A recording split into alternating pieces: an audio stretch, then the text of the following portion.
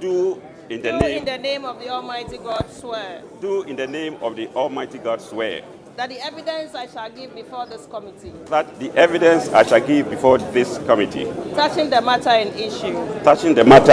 issue shall be the truth, the whole truth, and nothing but the truth. So help me God. So help me God.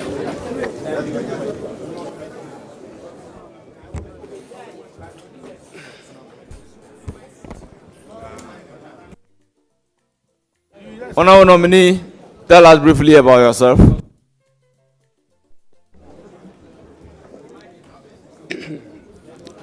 Thank you very much, Mr. Chairman. My name is Wilbert Brentum, a trained mining engineer by profession. I started my schooling at a village where I come from called New Yakase. I completed middle school and I went to Asenkegwa Secondary School. From there, I passed the O-level and then went to the Ghana Secondary Technical School, GSTS. I completed there and later went to the University of Science and Technology School of Mines at Takwa, where I trained as a mine surveyor. There I worked with the Ghana Cocoa Board initially. In fact, before coming to the university, after sixth form, I worked. But I came to the university, went back and taught in the Dwabosu Senior Secondary School.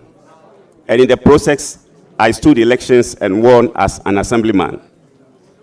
And while I was working as an assemblyman, I had a privilege to serve on a number of subcommittees, including a work subcommittee where I was the chairman, and automatically by the statute, I became the chairman of the technical evaluation team. I also served on environmental subcommittee and also member of the statutory planning committee. Mr. Chairman, I later went to do my MSc when the school now changed to University of Mines and Technology. After that, I had the privilege to work with the Ghana Minerals Commission as a staff in the small-scale mining department. After working for some time, I left and joined an international organization called Solidaridad. From there, I had opportunity to work, in fact, on global platforms because we attended seminars and workshops on artisanal small-scale mining.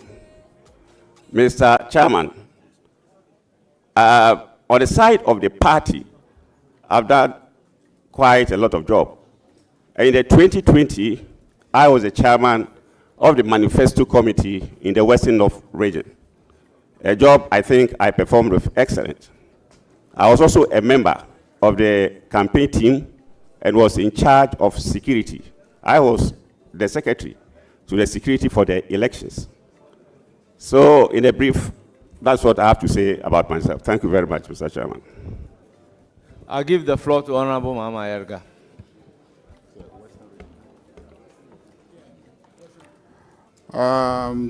Let me congratulate you on your nomination to the post, if you are approved by this House, of Regional Minister. Western North, Western Region, the Forest Belt generally, our major challenge now is how to deal with illegal mining activities, especially in forest areas, forest reserves. Can you tell us your appreciation of the problem? What is causing this urge to mine in forest areas or forest reserves? Why are we unable to deal with this problem?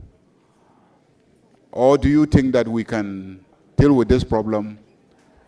And what are your proposals, since you are going to be a regional minister and that whole territory, to deal with the problem of illegal mining, especially illegal mining in forest reserves?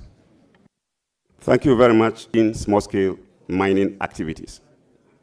And I want to say here that our failure is not because we have not been able to stop artisanal small-scale mining, but our failure is the fact that we have not been able to manage it well. From where I sit, if I want to talk about the type of mining that has benefited Ghanaians, I would say is a small-scale mining. Small-scale mining contributes about 30% of the all gold that is produced in Ghana. Unfortunately, as a country, coming to your question, we've not been able to solve the small-scale mining problem because I think we don't understand them. And it is important we understand them, sit down with them, and they themselves can come out with the solution. Mr. Chairman, I don't want to be misquoted as countenancing the illegality in the mining sector. We have all come to agree that... Mr. Nominee, you are from the Western North region. You've lived there most of your life, I believe. You have related to or with people in the small-scale mining industry. You say we don't understand. Do you understand? Do you understand them? And if you understand... Field issue.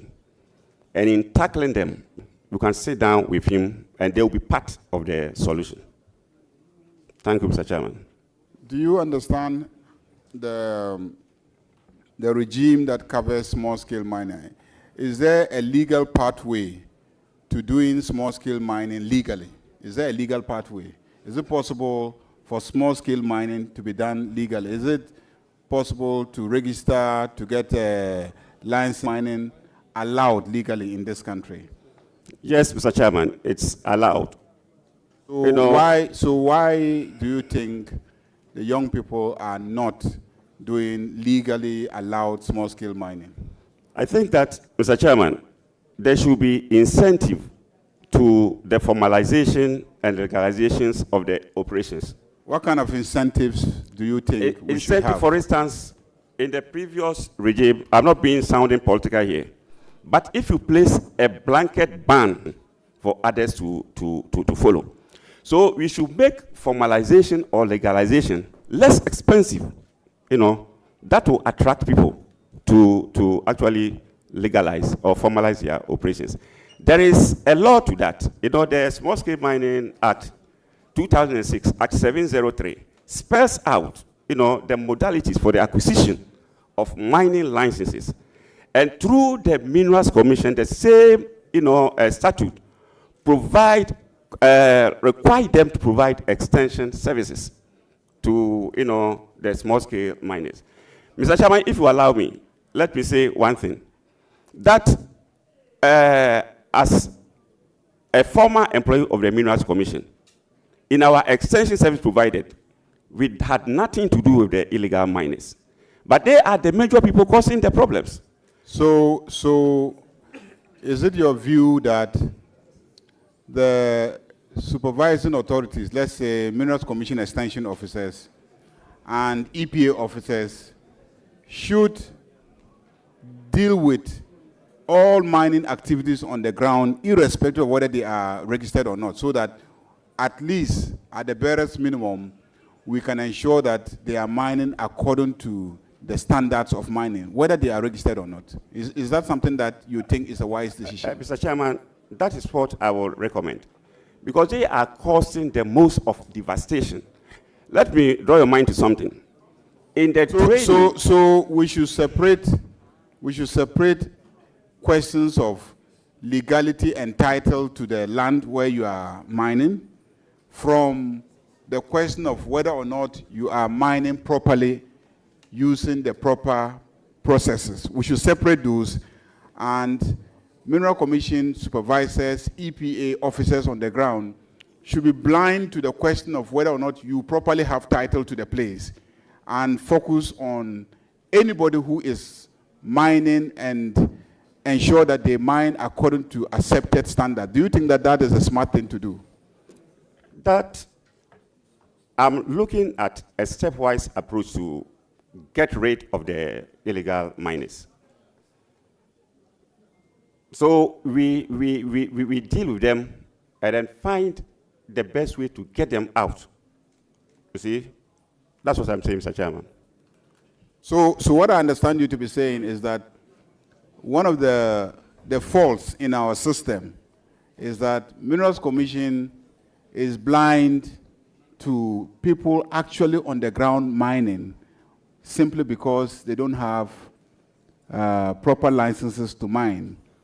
EPA officials on the ground in a district will see people engage in small-scale mining, and they will not guide them to mine properly based on appropriate environmental standards, simply because those people don't have licenses to mine their sites.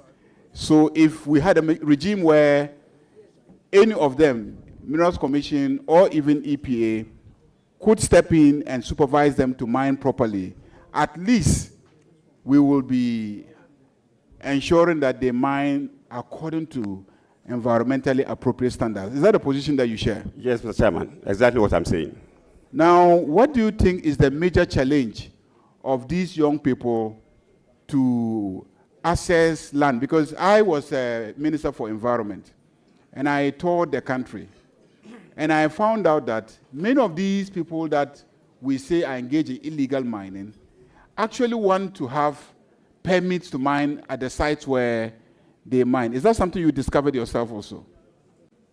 Yes, I think there are limitations to where they can actually acquire licenses to mine. I'm not saying that, I'm not asking, do they have a desire to have permits to mine the areas Yes. that they Yes, please, Mr. Chairman. also discover that if they had easy access to permits, that they will mine in an environmentally appropriate manner. Did you discover that? Yes, please, Mr. Chairman. You also discover that they are happy to invest in their site if they had proper permits to mine at those. Yes, Mr. Chairman. But what is causing them not to have access to permits to those sites? Is it because there are no officers for the Minerals Commission in those locations?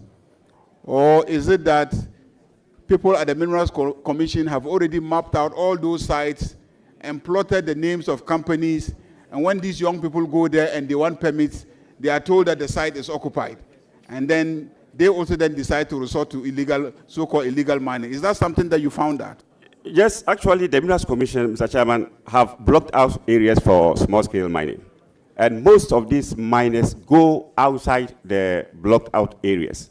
And that is what brings about the illegality in the first place. Do the Minerals Commission people carry out prospecting to ascertain the existence of adequate deposits in the area that they have blocked out? Because if you go and block out a forest that is and obtaining a lot of gold, you think I'll go to where you have blocked out that has nothing, and then I will not go to where people have been mining and getting gold? Mr. Chairman, the Minerals Commission doesn't take up that responsibility because I think of the risk that you're talking about. So Minerals Commission just blocks out places and say you can go here, irrespective of whether there's gold there or not. They require you to submit a site of your area of interest. So how that place becomes your area of interest is left to you, the miner. And I think the miners have ways of doing their quick, checks to see whether it is mineable or not. So the Minerals Commission blocks out areas and says, Not at all, Mr. Chairman. and then the miners then discover that there's gold somewhere. And when they go there, they tell them that those areas have been blocked for large-scale miners. Yes, Mr. Chairman, that happens. What would be your own natural tendency? Will you go to the place that doesn't have gold, or you go to where there's evidence that there's gold? Of course, I'll go to where there's evidence, Mr. Chairman. So do you think this observation gives you a clue how to resolve the issue of so-called illegal mining and galamsey? Mr. Chairman, to begin with, I think some basic reconnaissance prospecting to establish the existence of deposits there before you direct them to that location. yes, I think, Mr. Chairman, that will be of help. Because if we get state-of-the-art equipment to determine where mineralization is, and you put the small-scale miners there, it will go a long way to help us solve the problem. Then that investment, do you think that if we will help them determine the existence of deposits at sites that we are directing them, do you think that that will be a more appropriate use of state resources instead of investing in soldiers to be chasing them? Yes, Mr. Chairman, that's a very good step. After all these discussions, What I would do about small-scale mining is, in the first place, assess the level of illegal mining in the area. And then based on the various localities that I find them, I will work with stakeholders to actually come out with a roadmap. Mind you, all the areas may not have the same problems. They have site-specific issues that can be dealt with. I've been galvanizing all the experience and knowledge using the Minerals Commission, the EPA, and then as a regional minister, facilitating a process. I think we will go a long way to minimize the bad effect of illegal mining. Thank you very much. Any further question, or I should take the floor and ask him questions? Honorable nominee, I will ask you just 2 questions. What will you consider to be the responsibilities of a regional minister, a position that you are designated, and if approved, you will be occupying? Thank you, Mr. Chairman. The regional minister has a number of responsibilities. First of all, the regional minister, you serve as the link between the central government and then the region that you lead. You also have administrative responsibility because you have to coordinate, monitor and evaluate the performance of all the district assemblies under your jurisdiction. You are also in charge of security. For example, as you're talking about, small-scale mining is gradually becoming a national security issue. So you have a responsibility in terms of security. You also have a responsibility to ensure that district assemblies development plan are aligned to that of the national government. You also have a responsibility to ensure that emergencies, are responded to. And what, as a regional minister, I will do is to have an emergency preparedness or emergency plan so that we see how we can manage them in the first place before they even arrive. Thank you very much. My second question has got to do with some perennial problems between the MCEs or DCEs and the MPs in every region over the use of what is called the MP's share of the common fund, which is 4.5%. The MP is the one who is to authorize the use to which that money is supposed to be put. However, the MP is not a signatory to the account.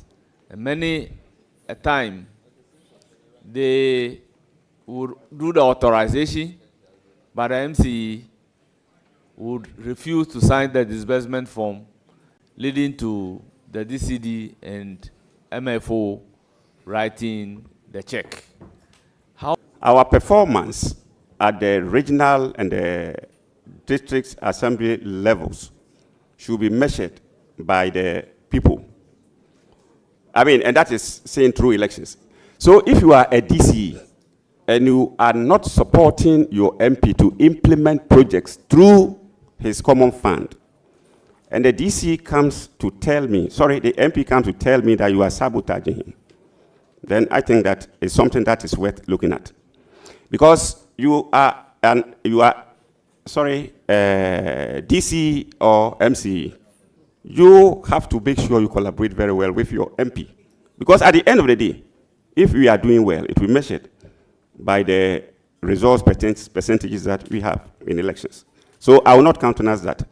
And what I will also advise is that the MPs should have good rapport with their MCs or the DCs. And I think if that is done, I'm sure with my able supervision and sometimes advice, this thing will not happen in the Western North region.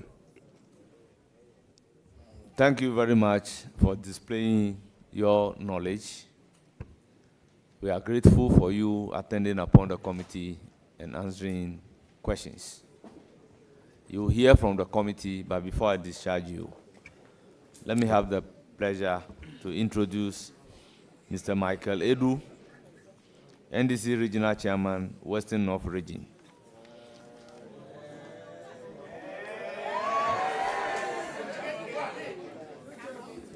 Mrs. Esther Ejapoma Brentum, spouse of the Regional Minister nominee. Beima Tando Ben Buem II, our win Mahini. Oko Ahiko Kojo Mpan Ababio, Konti Hini of Chirano Traditional Council, Western North. Nana Enoku Penny III, Chief of New Yakesi, Regional Women's Organizer, Western North Region. Nana Opompenyi III, Chief of Omampi Divisional Area, Omape Divisional Area, and Tufuhini of our Win Traditional Area. Nana Tano Kaba II, Chief of Kwewu and Ekwamuhini of our Win Divisional Council. Dr. Joseph Yensu, Regional Executive and Senior Lecturer, Kumasi Technical University. You are welcome. Honorable nominee, you are hereby discharged. Thank you, Mr. Chairman.